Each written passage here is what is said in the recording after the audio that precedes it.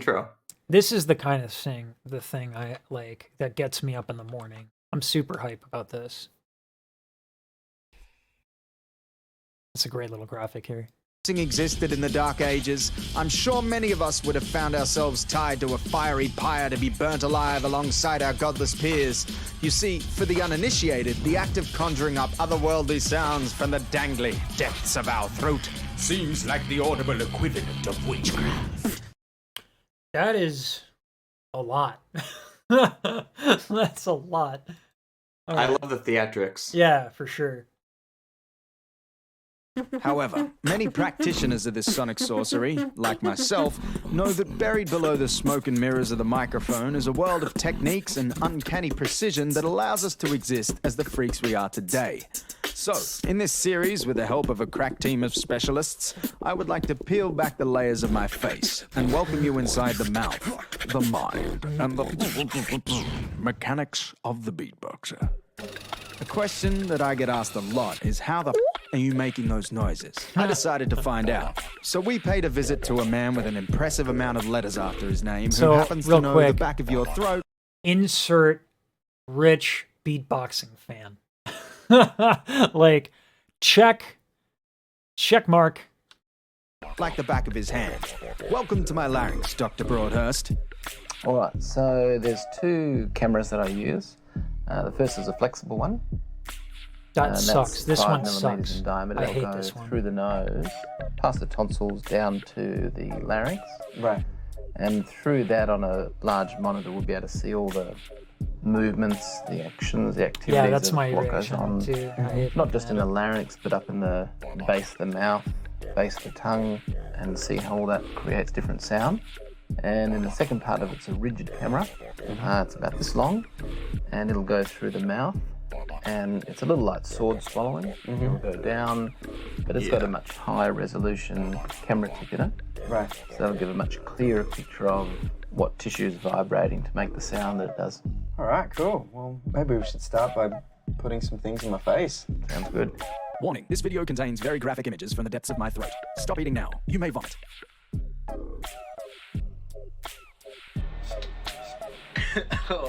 Yeah. So that's numbing. This sucks so much. So you get numbing, you have to snort it, and it goes into your nasal passages in your oral cavity. Because if it doesn't, you're not numb enough. And then you taste it. It's awful. It's so terrible tasting. Yeah, it's delicious. Okay, so you poke your tongue in straight out of me. Good. Just breathe through the mouth. Just try This to one's not say so bad. I'm surprised how deep it goes.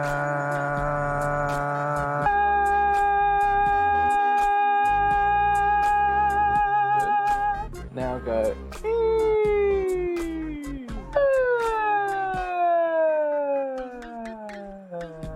Yeah, I really wish we had a super high-speed camera here. Yeah. So the vocal cords look good. Nothing weird or That is not- abnormal that is not- unusual. This is the flexible one. Yeah, Now the only thing it's we faster. don't know is how much having a camera in the nose is going to interfere with. I guess You'll find out. Yeah. This is the other little microphone. Mm-hmm. We need that sort of near you. Whoa, Okay, so this will go up the nose. that's so bizarre. There's not a lot of space up there, Yeah. which I'm sure you can feel. Oh, yeah. Oh, yeah. Yeah. So this is the back of the what's called the nasopharynx. Wow. And what you see coming up there, just go ka ka ka ka.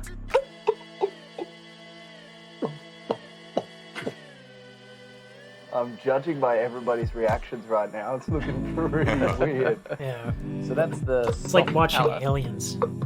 Closing up against the. I just need Sigourney Weaver to nasopharynx. come in with a So you can flamethrower. imagine if you have a cleft palate or problems back there that you wouldn't be able to close and make all that sound. Yeah. So now we see the larynx, and this is the bit where it might be difficult for you. And now what we're going to do is just watch and see what happens. Yeah. Whatever you want to do.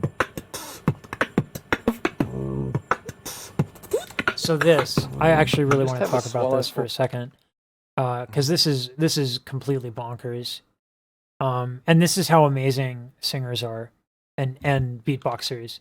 So what we are seeing right here. So you can imagine if you... Let's get to this part. Yeah. So now we see the larynx. So what you're going to see is what people would call placement or vowels. You are orienting the vocal tract to optimize the resonance for different sounds. And this is the bit. So that's a very like hooty high pitch sound. So to get resonance for a higher frequency, you can see how the throat gets narrow, but it's also a hooty sound, so the larynx is down, right? Where am I? So it creates a hoo, right? That's a uvular. That's a uvular thing? Uh, Yeah. But the way that the vocal tract orients itself is to amplify that sound. Yeah. And now what we're going to do is just watch and see what happens. Yeah. Whatever you want to do.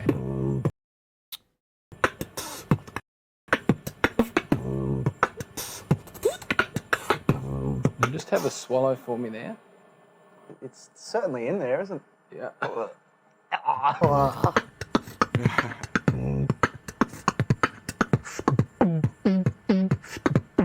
This is a great example.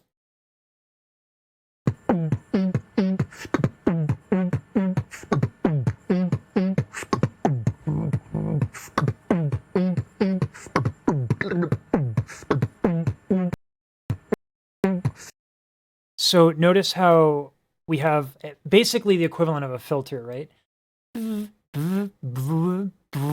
Right?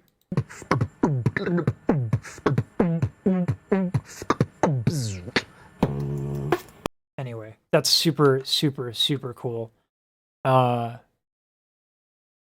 Yeah, this stuff is where, I don't know, I get excited about this stuff. I appreciate the little animations, that's important.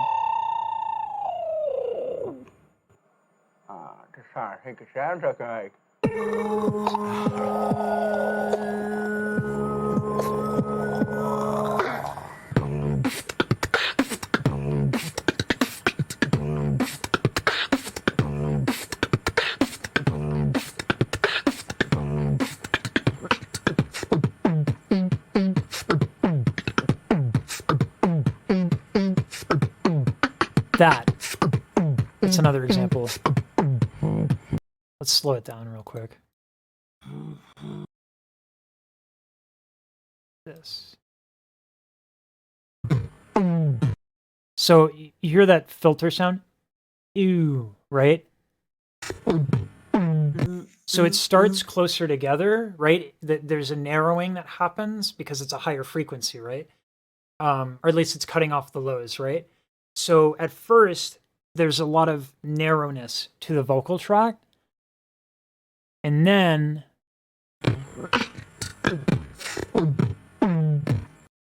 it goes back to increase its size.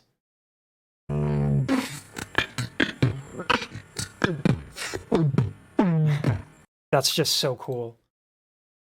There might be a little latency on the video itself, but man, like, that's just awesome. You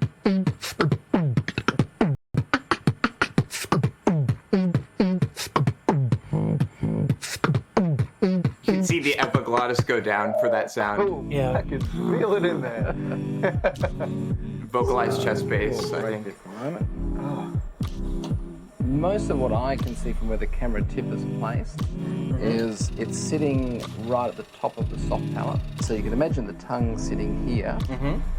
The sound that you use to generate a lot of it is all the movements of the tongue.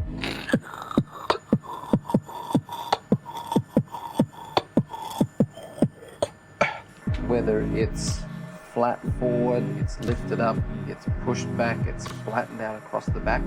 There's a huge range of shapes which is what creates all those sounds. When you look further down, you can see the larynx complex either squeezing like crazy for specific sounds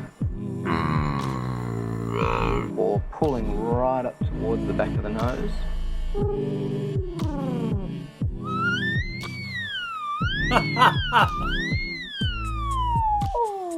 That's I think that's whistle register, right? Dang. And then you'll see other I think that's tissues around inward, no? vibrate. Is which it? are I don't also know. making I don't know. sound. When it comes to that I stuff, think that's out of my wheelhouse. Sometimes I can make that noise. It's very spotty though. Oh, Cool. God. Well, That's should like we, an alien noise. Should we That's- listen to some of the footage? Yeah, let's do it. Today, I With the gained some visual as valuable well. insight into the contents of my throat and almost the contents of my stomach. But all jokes aside, my journey deep into the laryngeal abyss was certainly eye-opening. In 2 generous hours under Dr. Broadhurst's endoscope, I found out more about the complexities of my throat and its noise-producing mechanisms than I could have ever hoped to achieve with self-exploration and 15 years of a questionable career choice. So thank you for simultaneously opening my mouth and my mind to what's behind my world of weird noises. Catch you all in the next invasive episode of Live from the Larynx. So when it comes to so just like as a comparison, let's change it. Like I think the best way to look at this is what happened with metal. Boosh.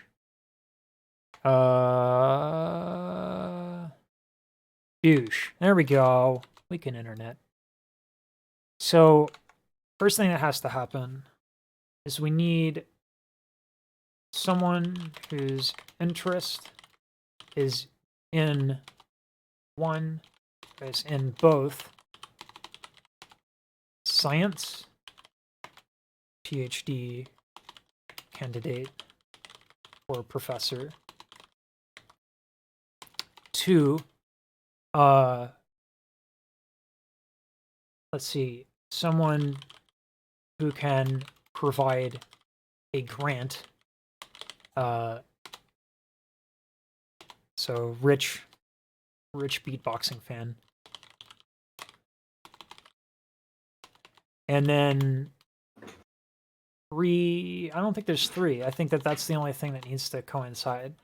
I want to become that rich beatboxing fan. I mean, I want to fund beatbox. Same. Give me that dollars. But it's I mean, this is what happened with metal singing. Oh yeah, that's the third one. Economic demand. At least this is true for the United States.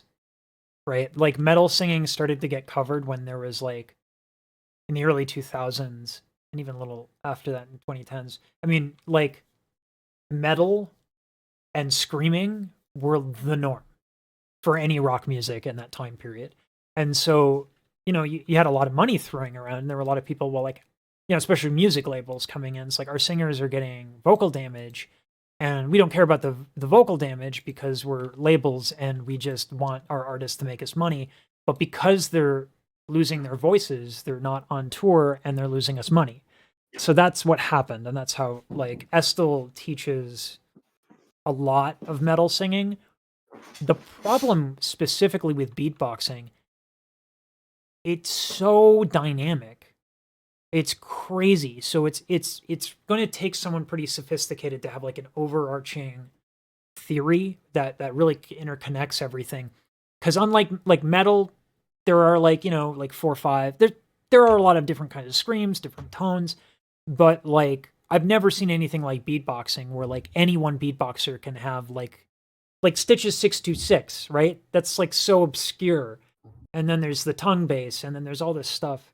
So it would take someone who's like really, really into all that, but also has an incredible knowledge, like Ingo Titze or something.